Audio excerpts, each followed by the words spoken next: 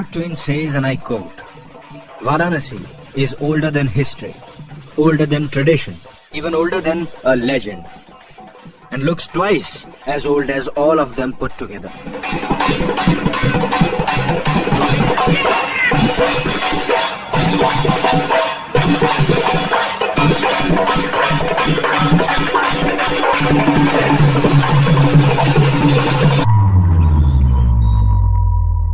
आइए बात करते हैं Varanasi, the spiritual capital of India से जुड़े एक बहुत बड़े रहस्य के बारे में। क्या हुआ, कब हुआ, किसने किया? ये सारे सवाल सिर्फ कोर्ट्स में नहीं, हिंदुस्तान के हर घर में गूंज रहे हैं। देश के सामने एक ऐसा सवाल है जो दो धर्मों के विश्वास की बुनियाद को हिलाकर रख सकता है। एक मंदिर और एक मस्जिद, एक सच और एक झूठ। शिवलिंग का साइंटिफिक सर्वे कराए जाने का आदेश जारी। ज्ञानवापी मस्जिद केस, इसकी चर्चा हम आए दिन news channels, newspapers, social media में पढ़ते या सुनते रहते हैं। पर क्या आपको पता है कि ज्ञानवापी मस्जिद और काशी विश्वनाथ मंदिर की पूरी कहानी क्या है? क्या हुआ था ऐसा वाराणसी में कि ये पहेली हम आज तक नहीं सुलझा पाए? भारत के इतिहास के साथ काफी छेड़छाड़ तो हो ही चुकी है, पर फिर भी आज चलते हैं इतिहास में थोड़ा पीछे। कौन सी नींव रखी गई थी और कौन सी इमारत गिराई गई थी? इस पूरे केस के पीछे दो मान्यताएं हैं। हिंदूज मानते हैं कि 1669 में औरंगजेब ने काशी विश्वनाथ मंदिर को तोड़वाया और उसकी जगह ज्ञानवापी मस्जिद बनवाया। वहीं मुस्लिम्स का मानना यह है कि ज्ञानवापी मस्जिद हमेशा से वही था और वो कोई मंदिर तोड़कर नहीं बनवाया गया है। और ये बहस आज की नहीं है, 1991 से इस इश्यू पर लीगल आर्ग्यूमेंट्स चल रही हैं। पर अब हम फैसला मांगते हैं। इस मामले में कोई पक्षपात ना हो, सच का साथ दिया जाए और इतिहास की गलती में सुधार किया जाए। इस वजह से इस केस पे बहुत रिसर्चेस हुई, काफी बातें सामने भी आई। एक एक करके जानते हैं कुछ ऐसी बातों के बारे में जो आपके सामने इस केस की सच्चाई को खोल कर रख देंगी। माना जाता है कि अराउंड 400 AD चंद्रगुप्त मौर्य ने गुप्त डायनेस्टी के चलते काशी विश्वनाथ मंदिर बनवाया था, जिसे विश्वेश्वर मंदिर भी कहा जाता था। 1635 AD में जुआन हांग, एक चाइनीज ट्रेवलर, इंडिया घूमने आया था और उसने अपने ट्रेवल समरी में भी काशी विश्वनाथ मंदिर और वाराणसी का जिक्र किया है। पर उस समरी में कहीं भी ज्ञानवापी मस्जिद का नाम मौजूद नहीं था, जिसे उस टाइम पे आलमगीरी मस्जिद भी कहा जाता था। हम सब ने मोहम्मद गौरी का नाम तो सुना ही है और हमें ये भी पता है कि भारत के आधे से ज्यादा मंदिर, बहुत से तीर्थ स्थानों को उजाड़ने के पीछे इनका बहुत बड़ा हाथ है। मोहम्मद गौरी ने 1194 यानी 1194 से 1197 के बीच मंदिरों को ध्वस्त करने के आदेश जारी किए थे और इसी दौरान काशी विश्वनाथ मंदिर को बहुत नुकसान पहुंचाया गया। इतिहास के पन्नों में बहुत से ऐसे किस्से हैं जहां हिंदुओं की भावनाओं को बहुत ठेस पहुंचाई गई। हमारी पीढ़ियां शायद ये कभी नहीं जान पाएंगी कि हमारा इतिहास कितना सुंदर था। हमारे देश में ऐसे ऐसे योद्धा रहे जिन्होंने देश और सनातन धर्म में फर्क नहीं समझा। उन्हीं में से एक नाम था Ahilyabai Holkar, who is also known as the queen of Malwa empire, जिन्होंने वर्तमान काशी विश्वनाथ मंदिर का निर्माण करवाया। पर ये जोड़ने तोड़ने का सिलसिला अभी खत्म नहीं हुआ था। 1669 में औरंगजेब ने मंदिर को फिर से तोड़ने का आदेश जारी किया और फिर उसी जगह मस्जिद का निर्माण करवाया और एक एक करके श्रृंगार गौरी, श्री गणेश और बाकी सब स्थानों को भी डिमोलिश कर दिया। अब ये लड़ाई कहाँ तक जाएगी, कितनी चलेगी, ये तो कोई नहीं जानता। पर जो हम जानते हैं वो ये है कि सच ज्यादा छुप नहीं सकता और सच की खोज में ही ज्ञानवापी मस्जिद से बहुत से सर्वेज भी किए गए हैं, जिसमें अलग अलग चीजें सामने आई। आइए जानते हैं सर्वे रिपोर्ट्स के बारे में और देखते हैं हम कितना सच के पास और झूठ से दूर पहुंच पाए हैं। 8 अप्रैल 2022 को सेशन कोर्ट ने अजय कुमार मिश्र को कोर्ट कमिश्नर असाइन किया और उन्हें ज्ञानवापी मस्जिद में सर्वे कंडक्ट करने की परमिशन दी।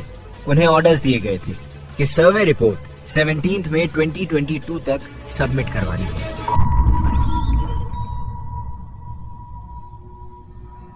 जैसे ही सेशन कोर्ट ने ये ऑर्डर्स जारी किए, वैसे ही शहर में हो हल्ला शुरू हो गया। मुसलमानों ने सर्वे रोकने के लिए ऑर्डर्स का विरोध करना चालू किया और ये इशू बहुत इंटेंस हो गया।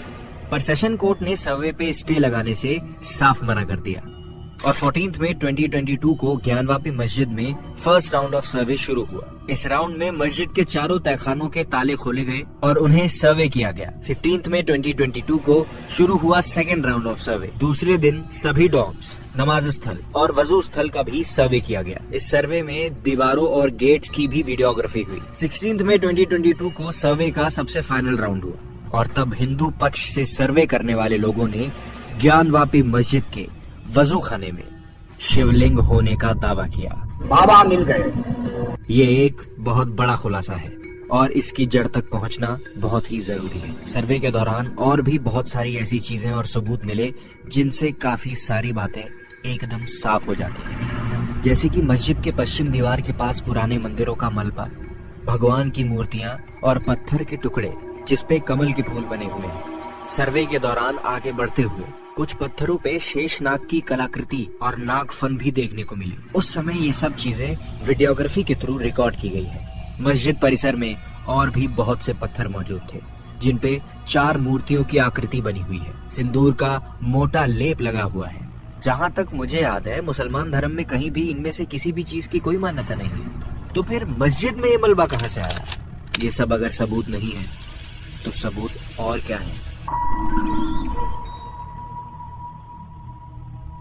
अब बात करते हैं दूसरे सर्वे रिपोर्ट की, जो कि लगभग 12 से 15 पन्नों की है और ये रिपोर्ट बनाई है विशाल सिंह ने। और अजय कुमार सिंह की तरह इनकी रिपोर्ट में भी मस्जिद के अंदर हिंदू मान्यताओं की काफी सारी चीजों के अवशेष मिले हैं।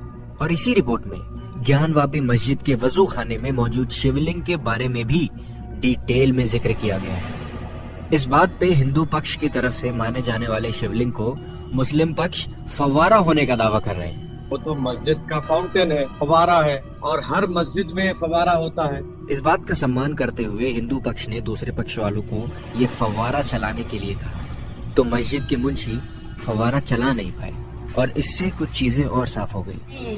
मतलब शिवलिंग है। हिंदू धर्म के हिसाब से ये माना जाता है कि हर शिव मंदिर में एक नंदी की मूर्ति होती है और वो नंदी की मूर्ति हमेशा शिव जी की मूर्ति को फेसिंग होती है। बड़ी ही अजीब सी बात है कि काशी विश्वनाथ मंदिर में नंदी की मूर्ति तो है पर मंदिर में शिव जी की मूर्ति नहीं है और नंदी जी का फेसिंग डायरेक्शन ज्ञानवापी मस्जिद की तरफ है जहां वजू खाना है। सर्वे रिपोर्ट में ये भी पता चला कि चारों तहखानों में 8-8 फीट ऊंचे खंबे थे जिन पे नीचे से लेकर ऊपर तक घंटी, पान के पत्ते और फूलों के डिजाइन बने हुए थे। कहा यह भी जा रहा है कि वहाँ एक खंबे पर हिंदी लैंग्वेज में 7 लाइन्स लिखी हुई है जो अभी पढ़े जाने वाली कंडीशन में नहीं है, पर उसी खंबे पर स्वास्तिक के निशान, हाथी, त्रिशूल और पान के पत्ते के क्लियर विजिबल डिजाइन है। अब ये मामला इलाहाबाद हाई कोर्ट में है और अगले ऑर्डर्स ये हैं कि ज्ञानवापी मस्जिद में मौजूद शिवलिंग माने जाने वाले पत्थर की कार्बन डेटिंग करवाई जाएगी, जिससे शोधकर्ता ये पता कर लेते हैं कि वो पत्थर